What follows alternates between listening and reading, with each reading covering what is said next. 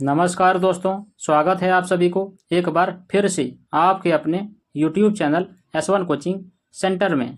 Friends, आज की video में हम लोग रेलवे ALP के द्वारा पूछे गए साइंस के 20 क्वेश्चंस का डिटेल सॉल्यूशन करने जा रहे हैं, जिसमें आज की वीडियो में हम लोग 14 अगस्त 2018 शिफ्ट 2 के क्वेश्चन को करेंगे। बाकी शिफ्ट के वीडियो जिसने नहीं देखे वो ऊपर के आई बटन या फिर चैनल के प्लेलिस्ट में जाकर के देख सकते हैं। तो चलिए वीडियो स्टार्ट करते हैं और देखते हैं इस शिफ्ट का सबसे पहला क्वेश्चन क्या है कि ठोस कार्बन डाइऑक्साइड को किस रूप में जाना जाता है। तो बताइए, ठोस कार्बन डाइऑक्साइड को किस रूप में जाना जाता है? गैस बर्फ के रूप में, गीली बर्फ के रूप में, ठोस बर्फ के रूप में या फिर सूखी बर्फ के रूप में। तो देखिए, ठोस कार्बन डाइऑक्साइड को जाना जाता है किस रूप में? तो सूखी बर्फ के रूप में। ठीक है, यानी कि ऑप्शन डी इसका राइट आंसर हो जाएगा। चलिए इसके बारे में कुछ और जान लेते हैं। देखिए, ठोस कार्बन डाइऑक्साइड जिसे हम लोग सूखी बर्फ के रूप में भी जानते हैं, अत्यधिक ठंडा यानी कि -109 डिग्री फ़ारेनहाइट या फिर -78 डिग्री सेल्सियस होता है। और इसका उपयोग कहाँ पर होता है? तो इसका उपयोग जो है वैक्सीन को ठंडा करने, भोजन को ठंडा करने और जमने, रक्त और ऊतक के नमूने के संरक्षण के लिए किया जाता है। और साथ ही साथ धातुओं के ताप उपचार और यहाँ तक कि बड़े पैमाने पर भी किया जाता है। ठीक है फ्रेंड्स, अगर आप मेरे चैनल पे पहली बार बने हैं तो चैनल को सब्सक्राइब करके बेल आइकन प्रेस कर दें, ताकि मैं जब भी कोई वीडियो अपलोड करूं तो उसका नोटिफिकेशन आप तक पहुंच जाए। ठीक है, चलिए उसके बाद क्वेश्चन नंबर 2 देखते हैं। क्या है कि ऑक्सीजन की आपूर्ति पर्याप्त होने पर एक डैश लौ का उत्पादन होता है। तो बताइए, ऑक्सीजन की आपूर्ति अगर पर्याप्त होगा तो किस रंग का लौ उत्पादन होगा? नारंगी रंग का, लाल रंग का, हरा रंग का या फिर नीली रंग का? तो देखिए, ऑक्सीजन की पर्याप्त आपूर्ति होने पर एक नीली लौ का उत्पादन होता है। ठीक है, यानी कि ऑप्शन डी इसका राइट आंसर हो जाएगा। चलिए इसके बारे में कुछ और जान लेते हैं। देखिए, ऑक्सीजन की आपूर्ति पर्याप्त होने पर नीली लौ उत्पन्न होती है।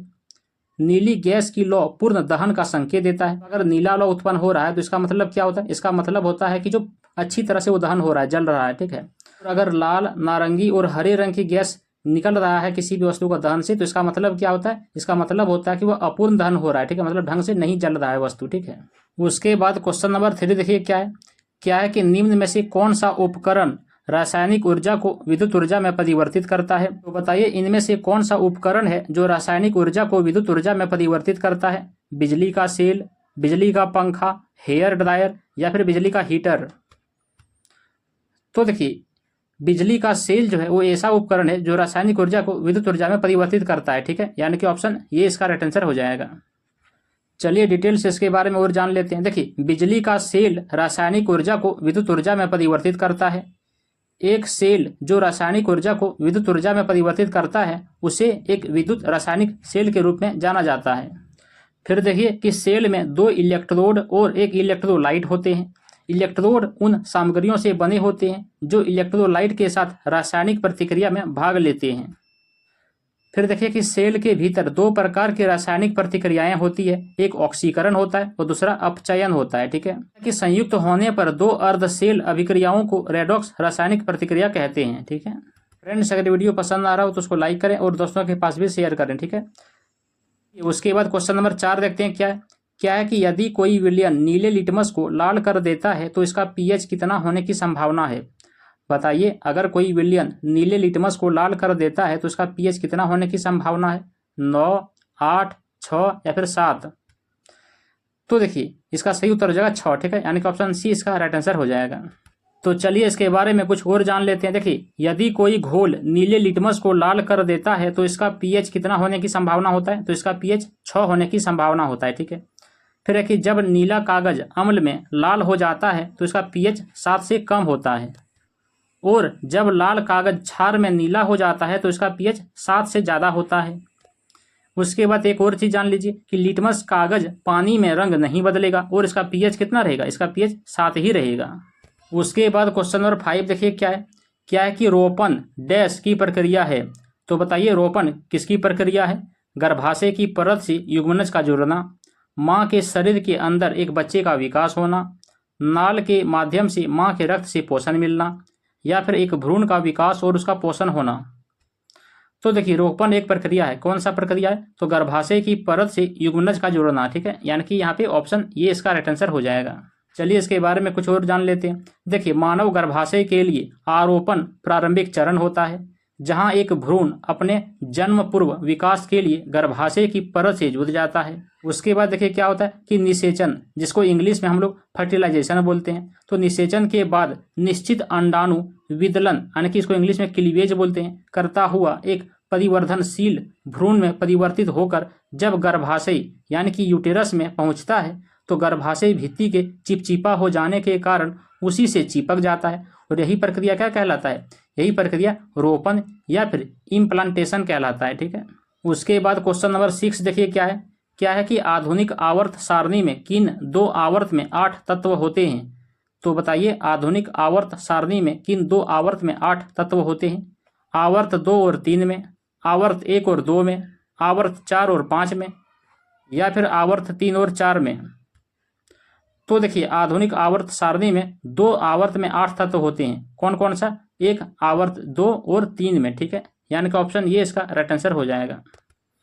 देखिए क्या है कि दूसरे और तीसरे आवर्त में 8 तत्व होते हैं और इन्हें छोटा आवर्त कहा जाता है। ठीक है, लघु आवर्त कहा जाता है। दूसरे आवर्त में कौन कौन सा तत्व होता है? तो चलिए इसके बारे में जान लेते हैं। देखिए, दूसरे आवर्त में lithium, beryllium, boron, carbon, nitrogen, oxygen, fluorine और नियोन तत्व उपलब्ध होता है। उसके बाद तीसरे आवर्त में कौन कौन सा तत्व होता है? चलिए इसके बारे में जान लेते हैं। तो देखिए, तीसरे आवर्त के तत्व हैं sodium, magnesium, aluminium, silicon, phosphorus, sulphur, chlorine और आर्गन होता है। ठीक है। बाकी एक और चीज जान लीजिए कि चौथे और 5वें आवर्त जो है वो सबसे बड़े आवर्त कहलाता है। ठीक है, जिसमें 18 तत्व उपलब्ध होता है। उसके बाद क्वेश्चन नंबर 7 देखिए क्या है कि संवेग की इकाई क्या होता है? तो बताइए, संवेग की इकाई क्या होता है? केजी मीटर सेकेंड स्क्वायर होता है, या फिर केजी मीटर प्रति सेकेंड स्क्वायर होता है, या फिर केजी मीटर सेकेंड होता है, या फिर केजी मीटर प्रति सेकेंड होता है। तो देखिए, संवेग की इकाई होता है, क्या होता है? केजी मीटर प्रति सेकेंड होता है। ठीक है, यानी कि ऑप्शन डी इसका राइट आंसर हो जाएगा। चलिए इसके बारे में कुछ और डिटेल से जान लेते हैं। देखिए, संवेग क्या होता है, तो चलिए इसके बारे में पहले जानते हैं। तो देखिए, संवेग गतिशील पिंड के द्वारा धारण की गई गति की मात्रा को पिंड का संवेग कहते हैं। ठीक है। उसके बाद देखिए, एम द्रव्यमान की किसी वस्तु का संवेग जो भी वेग से गतिमान है उसका संवेग इसका गुणनफल होता है। इसे किससे डिनोट करते हैं? तो इसे पी से डिनोट करते हैं। उसके बाद जान लीजिए कि संवेग का फॉर्मूला क्या होता है। तो संवेग का फॉर्मूला होता है क्या? द्रव्यमान गुना वेग। ठीक है, जहाँ p बराबर एम भी इसको डिनोट करते हैं हम लोग। उसके बाद देखिए, इसका एसआई मात्रक क्या होता है? इसका एसआई मात्रक होता है केजी मीटर प्रति सेकेंड होता है। उसके बाद क्वेश्चन नंबर 8 देखिए क्या है कि निम्न में से किस जानवर में तुलनात्मक रूप से लंबी आंत होती है? तो बताइए, इनमें से किस जानवर में तुलनात्मक रूप से लंबी आंत होती है? कुत्ता में, बाघ में, लोमड़ी में, या फिर खरगोश में? तो देखिए, इसका सही उत्तर हो जाएगा खरगोश में। ठीक है, यानी कि ऑप्शन डी इसका राइट आंसर हो जाएगा। चलिए कुछ और जान लेते हैं इसके बारे में। देखिए, खरगोश की आंत जो है तुलनात्मक रूप से लंबी होती है। क्यों? क्योंकि यह एक शाकाहारी जानवर होता है। उसके बाद देखिए, शाकाहारी जानवर सेलुलोज का उपयोग योग्य ऊर्जा में बदलने के लिए बैक्टीरिया की किण्वन पर निर्भर करती है, क्योंकि उनके द्वारा खाए जाने वाले पौधों में ऊर्जा का मूल्य कम होता है और उन्हें इसके लिए अधिक मात्रा में खाना पड़ता है। ठीक है, जिसके लिए उन्हें लंबे हाथ यानी कि लंबे पाचन की आवश्यकता होती है। सिंपल में अगर कह सकते हैं कि जितने भी शाकाहारी जानवर होते हैं वो लोग ज़्यादा भोजन करते हैं। क्यों? क्योंकि वो लोग जिस प्रकार का भोजन करते हैं उसमें ऊर्जा क्या होता है? कम होता है। तो कम होने के लिए वो क्या करता है? ज़्यादा भोजन करता है, और ज़्यादा भोजन के लिए क्या होगा? उसकी आंत ज़्यादा लंबा होता है। ठीक है। बाकी देखिए, जो मांसाहारी जानवर होता है जैसे कुत्ता हो गया, बाघ हो गया, लोमड़ी हो गया, ये लोगों का आंत क्या होता है? कम होता है। ठीक है, बाकी शाकाहारी जानवरों के कंपेयर में। चलिए उसके बाद क्वेश्चन नंबर 9 देखिए क्या है कि गैर धातु ऑक्साइड आमतौर पर प्रकृति में क्या होते हैं? तो बताइए, गैर धातु ऑक्साइड आमतौर पर प्रकृति में क्या होते हैं? अम्लीय होते हैं, क्षारीय होते हैं, उभयधर्मी होते हैं, या फिर उदासीन होते हैं? तो देखिए, गैर धातु ऑक्साइड जो है वो आमतौर पर क्या होते हैं? प्रकृति में अम्लीय होते हैं। ठीक है, यानी कि ऑप्शन ये इसका राइट आंसर हो जाएगा। अगर पूछा जाए कि धातु ऑक्साइड आमतौर पर क्या होते हैं, तो धातु ऑक्साइड पूछा जाए तो वो क्षारीय होगा, और अगर गैर धातु पूछा जाए तो वो अम्लीय हो जाएगा। ठीक है, चलिए इसके बारे में कुछ और डिटेल से जान लेते हैं। गैर धातु ऑक्साइड आमतौर पर अम्लीय होती है क्योंकि वे पानी के साथ प्रतिक्रिया करके धातु के हाइड्रोक्साइड बनाते हैं जो प्रकृति में क्षारीय होते हैं। गैर धातु आमतौर पर प्रकृति में इलेक्ट्रोनेगेटिव होते हैं क्योंकि ये धातु हाइड्रोक्साइड घोल में OH आयन जारी करते हैं। चलिए उसके बाद क्वेश्चन नंबर 10 देखते हैं क्या क्या है कि कार्बन डाइऑक्साइड यानी कि CO2 में कार्बन का प्रतिशत कितना होता है। तो बताइए CO2 यानी कि कार्बन डाइऑक्साइड में कार्बन का प्रतिशत कितना होगा। 44 होगा, 27.3 होगा, 14 होगा या फिर 12 होगा। तो देखिए सबसे पहले इसको निकाल लेते हैं। तो मान लेते हैं कि कार्बन का परमाणु संख्या कितना होता है। कार्बन का परमाणु संख्या 6 होता है, तो द्रव्यमान संख्या कितना हो जाएगा, 12 हो जाएगा। ठीक है। उसके बाद ऑक्सीजन का परमाणु संख्या कितना होता है, 8 होता है, तो द्रव्यमान संख्या कितना हो जाएगा, 16 हो जाएगा। लेकिन यहाँ पे देखिए 2 ठो ऑक्सीजन है, तो 16 दुना कितना हो जाएगा, 32 हो जाएगा। तो टोटल अणु दोनों में मिला के कितना हो गया, यहाँ पे 12, यहाँ पे 32, कितना हो गया, टोटल मिलाकर के 44 हो गया। ठीक है। निकालना किसका था, कार्बन का, यानी कि 12 का निकालना था। तो परसेंटेज निकालने के लिए क्या करेंगे, यहाँ पे 12 नीचे कितना करेंगे, 44, क्योंकि टोटल था। परसेंटेज के लिए 100 से गुना कर दीजिए। 4 का टेबल से काटिए, कितनी बार में कटेगा, 3 बार में, और ये कटेगा 11 बार में। यानी कि यहाँ पे 3 गुना 100 कितना हो गया, 300, नीचे होगा 11। यानी कि 300 को 11 से डिवाइड करिएगा तो 27.33 आएगा। ठीक है। यानी कि ऑप्शन 20 का राइट आंसर हो जाएगा। ठीक है। देखिए किसी का भी इस तरह का प्रतिशत निकालने दिया जाए तो क्या करिए, पूरे एलिमेंट का क्या करिए, उसका पहले अणु निकाल लीजिए, और फिर जिसका पूछा जाए उसको उसे कंपेयर करके निकाल दीजिए। ठीक है। चलिए उसके बाद क्वेश्चन नंबर 11 देखते हैं। क्या है कि एक निकाय के द्वारा एक समान वृत्तीय गति करने पर निम्न में से क्या बदलता है। तो बताइए एक समान वृत्तीय गति करने पर निम्न में से क्या बदलेगा, चाल, द्रव्यमान, दिशा या फिर गतिज ऊर्जा। देखिए समान वृत्तीय गति करने पर उसकी दिशा बदल जाएगा। ठीक है। यानी कि ऑप्शन सी इसका राइट आंसर हो जाएगा। देखिए जब वस्तु एक समान वृत्ताकार गति करती है तो प्रत्येक बिंदु पर इसकी दिशा बदलती है। चूंकि एक वृत्त में घूमने वाले कण की दिशा एक स्थिर दर से बदलती है, इसीलिए उसे एक समान त्वरण का अनुभव होना चाहिए। ठीक है। चलिए उसके बाद क्वेश्चन नंबर 12 देखते हैं। क्या है कि निम्न में से किस तत्व ने मेंडलीव की आवर्त सारणी में इक्का एल्युमिनियम को प्रतिस्थापित किया है। तो बताइए इनमें से कौन से तत्व ने मेंडलीव की आवर्त सारणी में इक्का एल्युमिनियम को प्रतिस्थापित किया है, स्कैंडियम, जर्मेनियम, गैलियम या फिर टाइटेनियम। तो देखिए इसका सही उत्तर जो है गैलियम। ठीक है। यानी कि ऑप्शन सी इसका राइट आंसर हो जाएगा। देखिए मेंडलीव ने अज्ञात तत्वों का नाम इक्का एल्युमिनियम रखा था। अगर पूछा जाए कि मेंडलीव ने अज्ञात तत्वों का नाम क्या रखा था, तो क्या रखा था, इक्का एल्युमिनियम रखा था। ठीक है।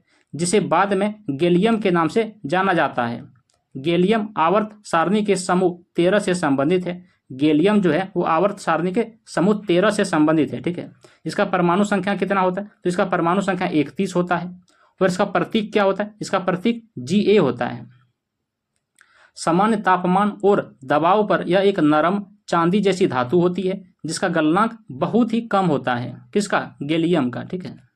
उसके बाद क्वेश्चन नंबर 13 देखिए क्या है कि समसूत्रण के उस चरण का नाम बताइए जिसके दौरान एक विभाजित होने वाली कोशिका के गुणसूत्र मध्यवर्ती पट्टी पर स्थित होती है। तो बताइए समसूत्रण के उस चरण को क्या कहेंगे जिसके दौरान विभाजित होने वाली कोशिका के गुणसूत्र मध्यवर्ती पट्टी पर स्थित होते हैं। मध्यावस्था, पूर्वावस्था, पश्चिमावस्था या फिर अंत्यावस्था। देखिए इसका सही उत्तर हो जाएगा मध्यावस्था। ठीक है। यानी कि ऑप्शन ये इसका राइट आंसर हो जाएगा। चलिए इसके बारे में डिटेल से जानते हैं। देखिए सबसे पहले समसूत्री कोशिका विभाजन क्या होता है, तो इसके बारे में जान लेते हैं। देखिए समसूत्री कोशिका विभाजन या फिर इसको समसूत्रण भी कहते हैं, जिसको इंग्लिश में मिटोसिस कहते हैं। ठीक है। साधारण कोशिका विभाजन होता है यह। इसकी संपूर्ण प्रक्रिया 2 चरणों में पूरी होती है। तो देखिए प्रथम चरण में क्या होता है, तो प्रथम चरण में कोशिका के केंद्रक का विभाजन होता है और इस प्रक्रिया को क्या कहते हैं, इस प्रक्रिया को केंद्रक विभाजन या फिर कैरियोकाइनेसिस कहते हैं। ठीक है। उसके बाद विभाजन के दूसरे चरण में कोशिका द्रव्य का विभाजन होता है। ठीक है। तो देखिए प्रथम चरण में कोशिका के केंद्रक का विभाजन होता है और द्वितीय चरण में कोशिका के द्रव्य का विभाजन होता है। ठीक है। चलिए अब हम लोग जानते हैं मध्य व्यवस्था समसूत्रण क्या होता है। तो देखिए मध्य व्यवस्था समसूत्रण का वह चरण है जिसके दौरान एक विभाजित होने वाली कोशिका के गुणसूत्र मध्यवर्ती पट्टी पर स्थित होती है। मध्य व्यवस्था कोशिका विभाजन का दूसरा चरण होता है। पूर्वावस्था और पश्चिम व्यवस्था के बीच जिसके दौरान गुणसूत्र तंतु रेशे से जुड़ जाते हैं। ठीक है। तो ये था पूरा प्रक्रिया। चलिए उसके बाद क्वेश्चन नंबर 14 देखते हैं। क्या है कि निम्न में से कौन सी प्रक्रिया समान मात्रा में तरल के लिए सबसे धीरे होगा। तो बताइए इनमें से कौन सी प्रक्रिया है समान मात्रा में तरल के लिए सबसे धीरे होगा। उबलना, जमना, संघनन या फिर वाष्पीकरण। तो देखिए इसका सही उत्तर हो जाएगा वाष्पीकरण। ठीक है। यानी कि ऑप्शन डी इसका राइट आंसर हो जाएगा। चलिए ऐसा क्यों होता है इसके बारे में जान लेते हैं। देखिए वाष्पीकरण के लिए ऊष्मा के किसी अतिरिक्त स्रोत जैसे कि बर्नर की आवश्यकता नहीं होती है, ठीक है। मतलब अगर किसी को वाष्पीकरण कराना हो, इवेपोरेट कराना हो, तो किसी अतिरिक्त स्रोत का जरूरत नहीं होता है, ठीक है। वाष्पीकरण एक प्राकृतिक प्रक्रिया होता है, ये क्या है, एक नेचुरल प्रोसेस है। जबकि उबलना जो है, जो मिल्टिंग होता है, एक कृत्रिम प्रक्रिया होता है, ठीक है। इस प्रकार वाष्पीकरण बाहरी ऊष्मा आपूर्ति के बिना होता है और एक प्राकृतिक प्रक्रिया होता है, और यह एक धीमी प्रक्रिया भी होती है, ठीक है। उसके बाद क्वेश्चन नंबर 15 देखिए क्या है कि निम्न में से कौन सी भौतिक राशि किए गए कार्य की दर को मापती है। तो बताइए इनमें से कौन सी भौतिक राशि है जो किए गए कार्य की दर को मापेगी, बल, ऊर्जा, शक्ति या फिर संवेग। तो देखिए इसका सही उत्तर हो जाएगा शक्ति, ठीक है, यानी कि ऑप्शन सी इसका राइट आंसर हो जाएगा। चलिए जान लेते हैं कि आखिर शक्ति होता क्या है। तो देखिए किसी कार्य करने की दर को ही क्या कहते हैं, शक्ति कहते हैं। या फिर देखिए हम शक्ति को कार्य करने की दर के रूप में परिभाषित कर सकते हैं। यह इकाई समय में किया गया कार्य होता है। उसके बाद जान लीजिए कि शक्ति का एसआई मात्रक क्या होता है। तो शक्ति का एसआई मात्रक क्या होता है, वाट होता है, ठीक है, जो इसको जूल प्रति सेकंड भी लिखते हैं, ठीक है। देखिए कभी कभी मोटर वाहनों और अन्य मशीनों की शक्ति हॉर्स पावर के संदर्भ में दी जाती है, जो लगभग कितना होता है, जो लगभग 745.7 वाट के बराबर होती है, जो कभी कभी 746 बीच में लिखा हुआ रहता है, ठीक है, अप्रॉक्स में। उसके बाद क्वेश्चन नंबर 16 देखिए क्या है कि हाइड्रा कैसे प्रजनन करता है। तो बताइए हाइड्रा कैसे प्रजनन करता है, बहुविखंडन के द्वारा, द्विविखंडन के द्वारा, विखंडन के द्वारा या फिर मुकुलन के द्वारा। हाइड्रा प्रजनन करता है कैसे, मुकुलन के द्वारा, ठीक है, यानी कि ऑप्शन डी इसका राइट आंसर हो जाएगा। देखिए हाइड्रा आमतौर पर बडिंग द्वारा अलैंगिक रूप से प्रजनन करते हैं। एक नया हाइड्रा एक हाइड्रा के शरीर के किनारे एक कली के रूप में शुरू होती है, यह बढ़ता है और अंततः मूल के क्लोन के रूप में टूट जाती है। कुछ प्रजातियां यौन रूप से प्रजनन करती है, शुक्राणु को पानी में छोड़ती है, जो दूसरे हाइड्रा के अंडों तक पहुंच सकता है, ठीक है। उसके बाद क्वेश्चन नंबर 17 देखिए क्या है कि एक हाइड्रोजन परमाणु में एक इलेक्ट्रॉन दिया है, कितना दिया है, 2.2 गुना 10⁻6 मीटर प्रति सेकेंड की गति के साथ त्रिज्या कितना दिया है, 5 गुना 10⁻11 मीटर के कक्ष में चलता है, तो समतुल्य धारा कितनी होगी, ठीक है। यानी कि यहाँ पे देखिए रेडियस का मान दिया है, कितना दिया है, तो 5 गुना 10⁻11 मीटर दिया है, ठीक है। उसके बाद देखिए यहाँ पे क्या बोलता है कि वृत्तीय पथ, यहाँ पे देखिए त्रिज्या दिया है, तो इसका मतलब क्या है, एक वृत्तीय पथ पर गति कर रहा होगा, ठीक है। यानी कि परिधि का फॉर्मूला क्या होता है, तो परिधि का फॉर्मूला होता है 2πr होता है, ठीक है। अब उसके बाद देखिए यहाँ पे भी का मान दिया है, यानी कि इसका भी का मान कितना दिया है, तो 2 गुना 10 कितना है, 6 मीटर पर सेकेंड दिया है, ठीक है, ये भी दिया है। उसके बाद देखिए यहाँ पे क्या होता है कि एक सेकेंड में क्रांतियों की संख्या, यानी कि n का मान क्या होता है, वो होता है v बटे क्या होता है 2πr होता है, ठीक है, जो कि एक सेकेंड में चार्ज प्रवाहित होने पर इसका वैल्यू आता है, ठीक है। जहाँ पे q का मान क्या, q बराबर क्या होगा ne, मतलब नंबर ऑफ इलेक्ट्रॉन हो जाएगा यहाँ पे, ठीक है। उसके बाद देखिए एक फार्मूला था i, एक फार्मूला क्या था i बराबर क्या होता है q बटे t होता है, ठीक है। यहाँ पे क्या हो जाएगा, यहाँ पे देखिए यहाँ पे हो जाएगा ne बटे यहाँ पे क्या हो जाएगा t हो जाएगा, बराबर में यहाँ पे क्या होगा, बराबर में यहाँ पे v बटे क्या होगा 2πr, ठीक है, और यहाँ पे क्या होगा e बटे यहाँ पे t हो जाएगा, ठीक है। अब इसमें यहाँ पे क्या करिए मान बैठा दीजिए, यहाँ पे देखिए यहाँ पे कितना हो जाएगा, जैसे कि यहाँ पे देखिए v का मान दिया था, कितना दिया था, v का मान कितना दिया था 2.2 गुना 10⁻6 मीटर पर सेकेंड दिया था, और इलेक्ट्रॉन का वैल्यू कितना होता है, इलेक्ट्रॉन का वैल्यू होता है 1.6 गुना 10 कितना होता है, तो -19 होता है, ठीक है, ये इलेक्ट्रॉन का वैल्यू होता है। उसके बाद यहाँ पे देखिए जो फार्मूला होता है वो क्या होता है, क्या था 2πr होता है, ठीक है, यानी कि यहाँ पे देखिए 2 हो गया। उसके बाद यहाँ पे क्या करिए पाई का मान यहाँ पे कितना हो जाएगा 22 हो जाएगा, और 7 क्या होगा यहाँ पे ऊपर में चल जाएगा 7, ठीक है। उसके बाद यहाँ पे देखिए r रेडियस का मान कितना दिया था 5.0 गुना 10 कितना दिया था -11 दिया था, ठीक है, मीटर।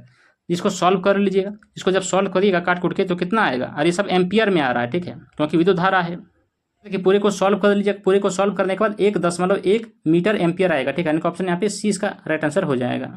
उसके बाद क्वेश्चन नंबर 18 देखिए क्या है कि 200 kg वजन की एक वस्तु को 2 मीटर की ऊंचाई तक उठाया जाता है। इस प्रक्रिया में गुरुत्वाकर्षण बल द्वारा किए जाने वाले कार्य क्या होगा, जहां पर जी का मान कितना लेना है, तो 10 मीटर प्रति सेकंड स्क्वायर लेना है, ठीक है।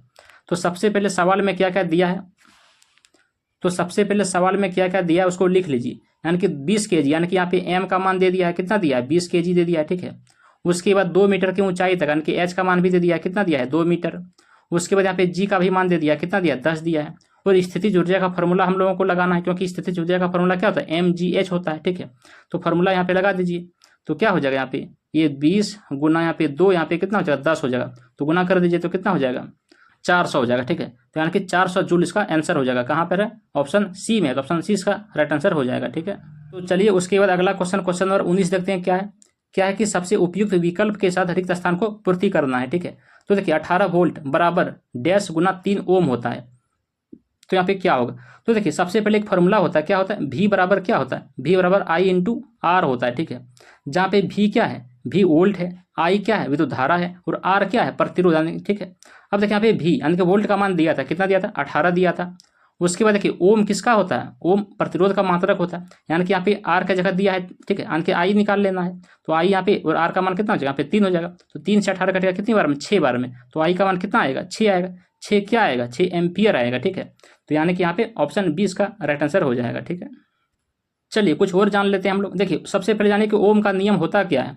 तो देखिए ओम के नियम की परिभाषा, इसमें कहा गया है कि किसी चालक में दो बिंदुओं के बीच प्रवाहित धारा सीधे दो बिंदुओं के बीच संभावित अंतर के समानुपाती होता है। ठीक है, उसके बाद देखिए कि ओम का नियम एक विद्युत घटक के भीतर वोल्टेज यानी कि V, प्रतिरोध यानी कि R, और करंट यानी कि I के बीच एक गणित संबंध होता है। ओम का नियम सूत्र क्या होता है, तो V बराबर I इंटू आर होता है, जिसे मूल बीजगणित का उपयोग करके चर को पुनर्व्यवस्थित करके किसी भी प्रारूप में लिखा जा सकता है। ठीक है, चलिए उसके बाद इस शिफ्ट का आखिरी क्वेश्चन, क्वेश्चन नंबर 20 देखते हैं।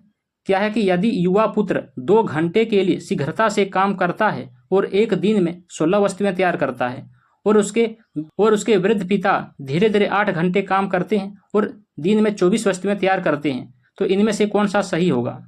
पुत्र की ऊर्जा अधिक होगा, पुत्र की शक्ति अधिक होगा, या फिर दोनों की ऊर्जा एक समान होगा, या फिर दोनों की शक्ति एक समान होगा।